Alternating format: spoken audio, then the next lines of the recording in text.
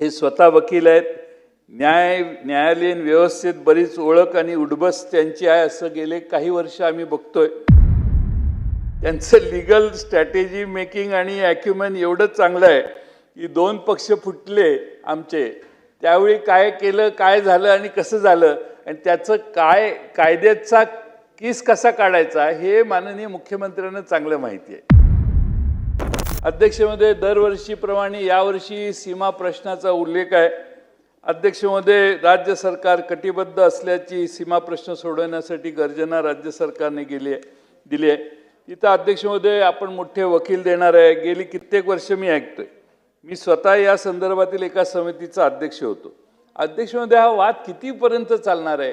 दरवर्षी अभिभाषणाच्या शेवटी कुठंतरी उल्लेख करायचा आणि विषय सोडून द्यायचा. अध्यक्ष महोदय, सर्वोच्च न्यायालयात सुनावणी प्रलंबित आहे.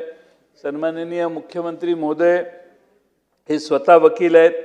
न्यायालयीन व्यवस्थेत बरीच ओळख आणि उडबस त्यांची आहे असं गेले काही वर्ष आम्ही बघतोय आणि त्यामुळे अध्यक्ष महोदय त्यांनी काही पावलं उचलली तर सर्वोच्च न्यायालयाचा निकाल देखील आपल्याला फेवरेबल लागू शकतो आणि म्हणून माननीय मुख्यमंत्री महोदयांनी त्यांचे गुड ऑफिसेस, गुड कॉन्टॅक्ट्स याचा वापर करून ही केस पटलावर आणावी आणि त्याचं हिअरिंग पूर्ण करून महाराष्ट्रातली जे सीमा बांधव आहेत त्यांना न्याय देण्यासाठी इतर अनेक कामं आहेत. आता त्यांचं लीगल स्ट्रॅटेजी मेकिंग आणि ॲक्युमेन एवढं चांगलं आहे की दोन पक्ष फुटले आमचे त्यावेळी काय केलं, काय झालं आणि कसं झालं आणि त्याचं काय कायद्याचा केस कसा काढायचा हे माननीय मुख्यमंत्र्यांना चांगलं माहिती आहे.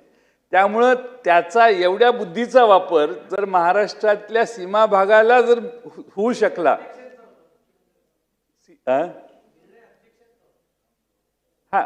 ते काय जसं मी मगाशी सांगितलं की 3 इडियट्स मधलं वाक्य की सरकारची भाषा राज्यपाल बोलतात तसं सरकारच्या डोळ्याकडे बघूनच वरनं हालचाल होत असेल असा माझा अंदाज आहे. माझा आक्षेप नाही तर तुम्ही उभं राहाल लगेच.